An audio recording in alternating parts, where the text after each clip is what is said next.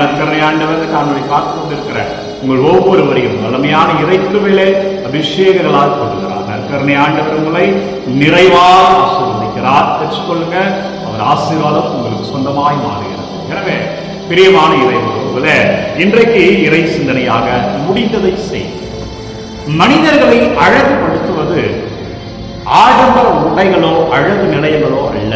மனிதர்களை அழகுபடுத்துவது ஆடம்பரங்களோ அழகு நிலையங்களோ அல்ல.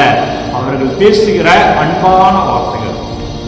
நீங்க அன்பான வார்த்தைகளை, அன்பான செயல்களை, எதுவெல்லாம் நல்லதோ அதை நீங்கள் செய்கிற பொழுது, பிறர் எதையெல்லாம் பிறருக்கு பயன் தருமோ அதை செய்கிற பொழுது, இந்த உலகத்திலே நீங்கள் அழகானவர்களாக, அற்புதமானவர்களாக, ஆசீர்வாதம் நிறைந்தவர்களாக பார்க்கப்படுவீர்கள்.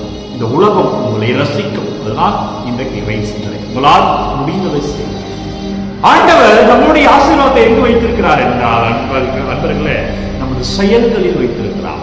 மத்திய செய்தியில் சொல்கிறார், நான் சிறையில் இருந்தேன், என்னை வந்து பார்த்தாயா? நான் தாகமா இருந்தேன், எனக்கு தண்ணீர் கொடுத்தாயா? நான் ஆடையின்றி இருந்தேன், எனக்கு ஆடை கொடுத்தாயா? நான் பசியா இருந்தேன், எனக்கு உண்ண உணவு கொடுத்தாயா? எப்ப சிறையில் இருந்தீங்க, எப்ப ஆடை இல்லாம இருந்தீங்க, எப்ப அந்நியரா இருந்தீங்க என்ற கேள்விதான் கேட்கப்படுது.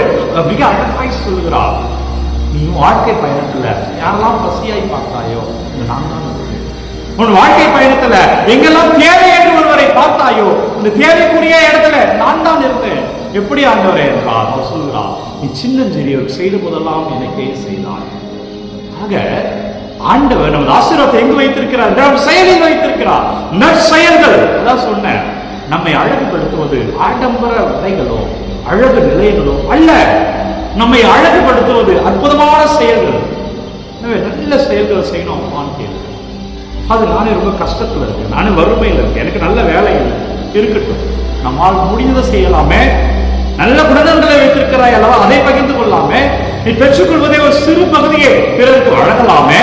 எனவே பிரியமான இறை உறவுகளே, நமது செயல்களை அவர் பார்த்து கொண்டே இருக்கிறார். நல்ல ஜெபம் பண்ணா போதும் என்று நினைக்கிறோம், ஜெபிக்க வேண்டும் தான்.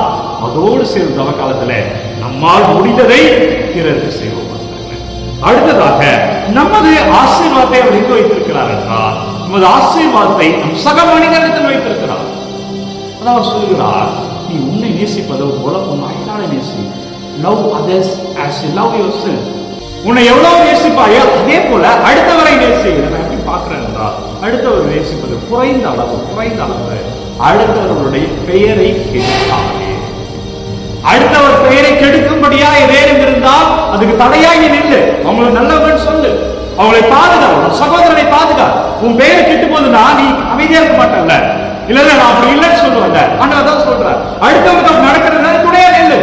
அவன் பிரச்சனை இருக்கான கூட போய் நில்லு. அவனுக்கு ஏதாவது வகையில் உதவ முடியுமான்னு பாரு.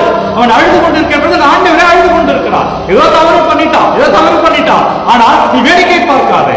ஒரு கிறிஸ்தவனோ அவன் வேடிக்கை பார்க்க மாட்டான். முடிந்ததை செய், அவனை காப்பாற்று, அவனுக்கு உதவி செய், அவன் திருந்துவதற்கு ஒரு வாய்ப்பு கொடு. அதுதான் கிறிஸ்தவம். இந்த உலகம் என்ன சொல்லணும்?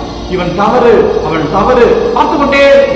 கிறிஸ்தவம் என்ன சொல்லணும்னா, அவனுக்கு ஒரு வாய்ப்பு கொடு, அவனுக்கு கொஞ்சம் அன்பு செய், அவன் உணர்வுற மனுஷு, அவன் கூட அரவணைச்சுக்கோள், உன்னால முடிஞ்சதா அவன் பகிர்ந்துக்கோள்.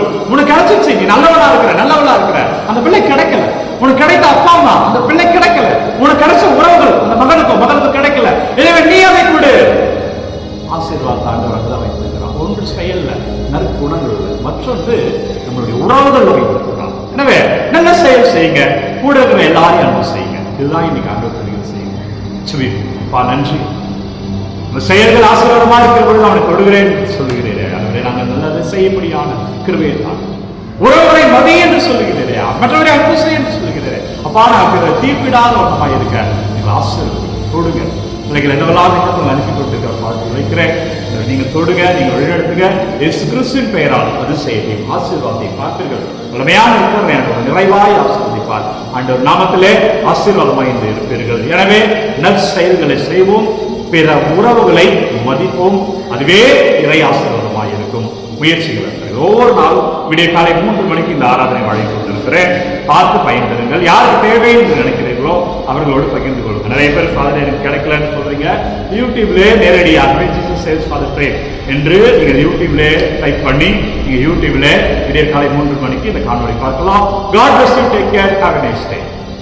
எல்லாம் வல்ல இறைவன் தந்தை, மகன், தூய ஆவியார் உங்கள் அனைவரும் நிறைவாய் ஆசீர்வதிப்பாராக. ஆண்டவர் இயேசு சாமியின் பெயரில் இன்றைக்கு மகிழ்ச்சியாய் வாழ்வீர்கள், ஆசீர்வாதங்களை பார்ப்பீர்கள். இறைவன் உங்களோடு வருகிறார். அன்பர்களே, இந்த காணொளி யாருக்கு தேவை என்று நினைக்கிறீர்களோ அவர்களோடு பகிர்ந்து கொள்ளுங்க. God bless you.